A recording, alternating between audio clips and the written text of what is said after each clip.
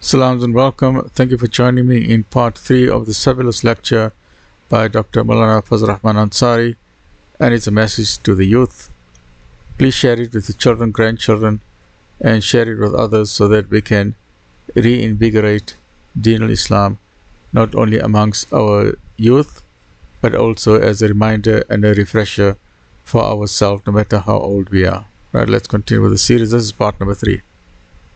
Our manpower, resources, our resources in all other aspects, in spite of the fact that the Muslim community of the world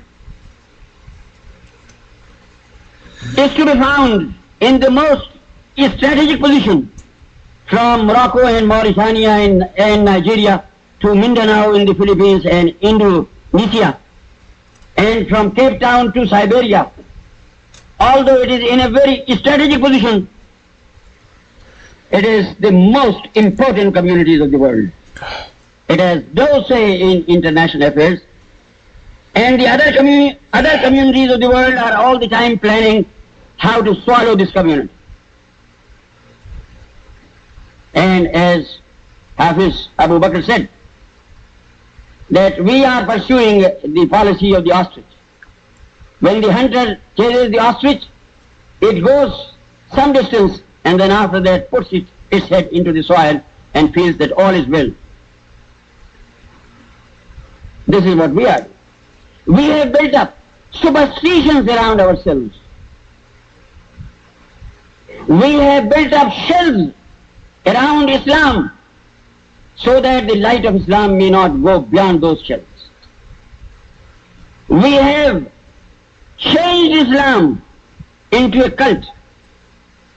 What is a cult?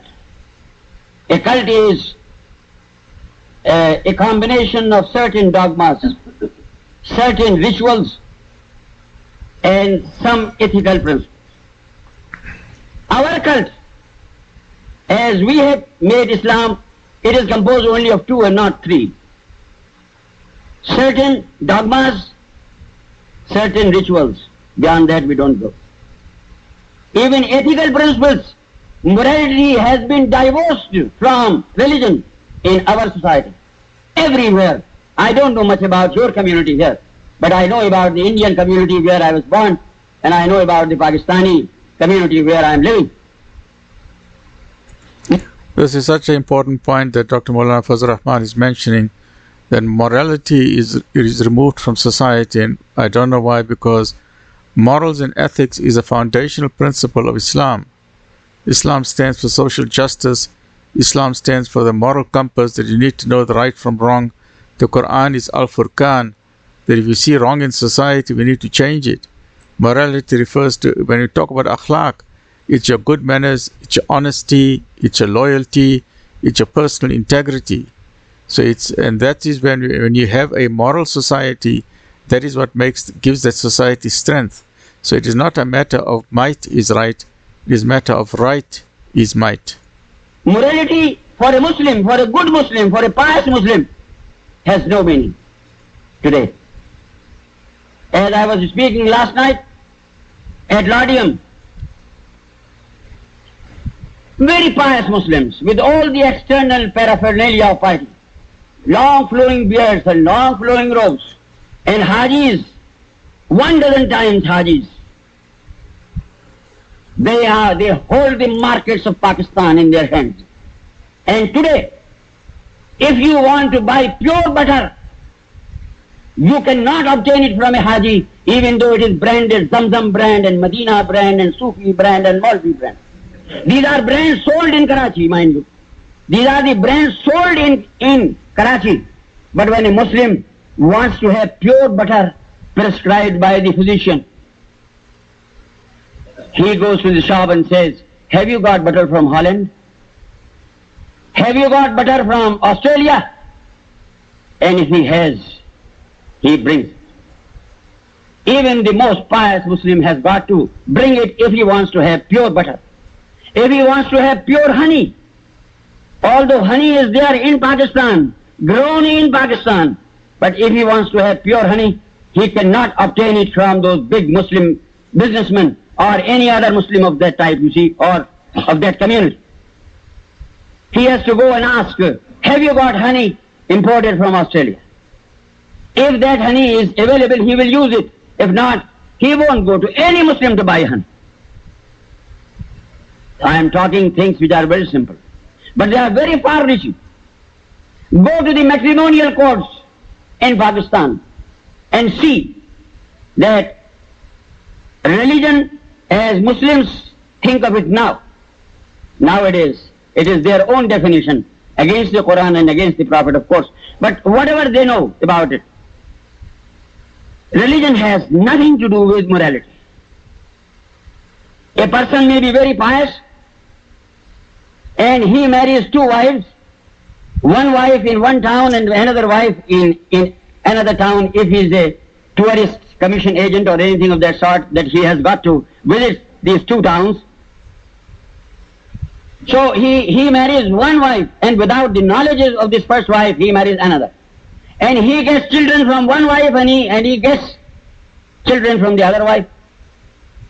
None of them knows who they are. Mutually, they don't know one another. They are brothers and sisters to one another. Common father. And the father never tells. Either this wife or that wife, either these children or those children. And the father dies. And these children meet, and these brothers and sisters marry one another, because they don't know that they are brothers and sisters. I will say, you can go on probing into what is this melody. What is this melody? The parents, even well-meaning parents, they have time for earning money and for counting it, which has been cursed in the Quran. 99, then again from 1 to 99, then again 100, then again from 1. The Quran has condemned such people as people of hell, but we also do it. They have no time for their children. They spend their whole time in the pursuit, in material pursuit, with 5 namaz offered in the masjid, but when they come to home, they have no time for their children, they have no time for their wife. This I have seen very commonly the life of very good Muslims. I will say they are very hard working and they earn from small positions in business. They are able to build up big positions. They become millionaires. And their children, when they don't get any affection from the parents, from the father, when they don't get any teaching from the father says that everything can be purchased with money.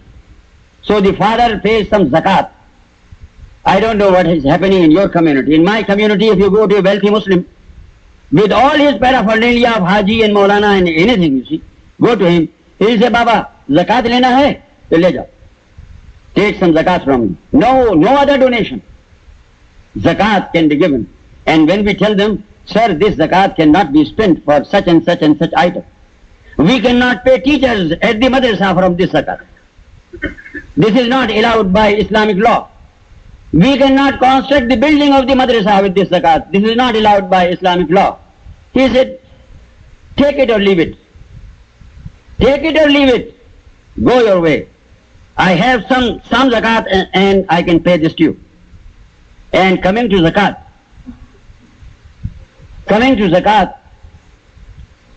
in my country, I have seen this in Karachi. During Ramadan is the month of making this charity, of bringing curses upon this community of Muslims through the institution of zakat. That is the month for these wealthy, religious, pious Muslims. This I have seen in Karachi year after year, and I have seen in Colombo year after year. What they do is that they would calculate their zakat. They are very God-fearing people. They'll calculate it to the single cent, you see. All right, so much zakat has to be paid. Then they will ask their manager to go to the bank and get half a rupee pieces, quarter rupee pieces. You see, 1 rupee notes, 5 rupee notes, 10 rupee notes, nothing beyond that. And then they will sit down with that heap, you see, in their safe, by their side. And because business during the month of fasting is much more because of Eid al-Fitr, therefore they have got to carry on business. Now whole armies of Muslim beggars in tattered clothes, dirty, and without the least sense of dignity, they swarm the marketplaces of Karachi and Colombo. At two places I have seen. And this scene continues for the whole month. If he does not move, then the Seth Sahib knows that he is not going to go beyond 10. That 10 rupee note is the highest with him. And he considers it haram to pay anything beyond that.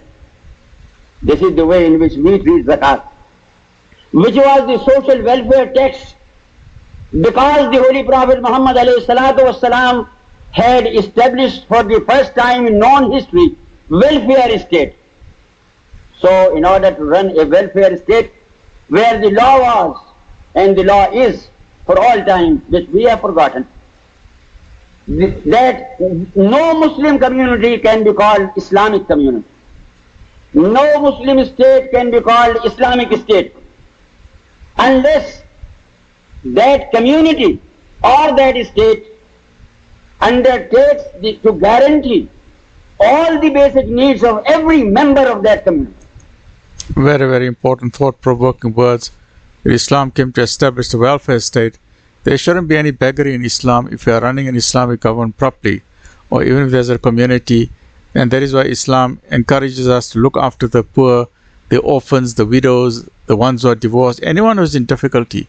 Islam encourages us to help them and not to insult them and not to keep reminding them of the charity. But where are those people today? So these are very, very powerful lessons. Stay well. Join me. This is episode number 3 in the message to the youth. I apologize. I'm just having difficulty with my camera. I'm having a difficult to hold with my hand.